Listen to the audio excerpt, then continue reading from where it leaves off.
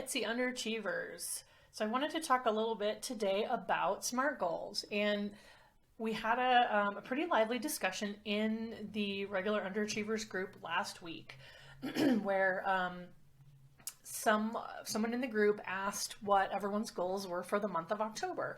And so I wanted to make a short video today about, excuse me, about setting goals and specifically setting a SMART goal. And SMART goals are not new. This is an acronym that you have likely seen around. And what I wanted to focus today on was why it matters, the kind of goal that you set for yourself, especially, as a small business owner. Okay, so SMART goals, SMART stands for specific. And we want to make sure that we define the goal as much as possible so that we, really know what it is that we're going to achieve. It's measurable so that we know how far we've come and we're able to track the progress. And more importantly, we know when we've reached our goal. Attainable. I think attainable is really important here because especially as a new or small business owner, if you set a goal that is so pie in the sky or so far reaching that there isn't a way for you to get it, it's going to be very demotivating and very demoralizing. So I like to say that setting goals, this is a game that we can win, and we want to make sure that we make goals attainable, relevant. So the goal that I set would need to relate to my business or relate to the work that I do.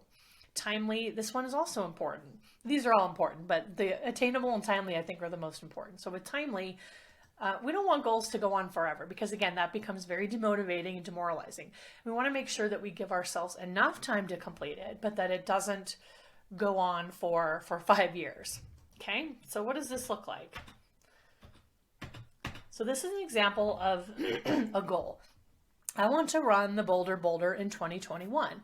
And if you're not from Colorado, then you might not know that the Boulder is a 10-mile run that takes place every Memorial Day in Boulder, Colorado. And just a disclaimer here, I am not a runner. I would never set this goal. I don't like to run, but this is something that I see a lot of people setting this kind of a goal in Colorado. Or I want to hike this this famous mountain, or I want to, do the Appalachian Trail or whatever it is. And what I see for Etsy shop owners is I want to make 20 sales this month, or I want to get, a sale every day through the end of the month. And, why is this not a SMART goal? So I think one reason is depending on where you're starting from, me running the Boulder at my current level of running, which is, 0, would be pretty unattainable. And is it realistic for me personally? So again, for your shop, if you're brand new, expecting that you're going to have 20 sales by the end of the month, it might not be attainable or realistic. And what's more important is you may not have total control over how that's achieved. And I think with SMART goals, the biggest thing you want to make sure is that if there's only one way to complete the goal, it's not really a SMART goal. So in this case, what if I break my foot next week? Or what if the race is canceled due to COVID? Or what if it snows every weekend and I can't get outside and run on the weekends to train for this race? Then my ability to achieve this goal is immediately eliminated because there's only one way to achieve it. So here is what I want you to think about. What are you really trying to achieve with the goal of running that race? Is it improved fitness? Is it endurance? Do I want to run for longer? Do I want to be able to bring my running times down? Do I want overall better health? So a better SMART goal for the example that I just showed you would be, I will lower my cholesterol by 10 points by March 30th, 2021.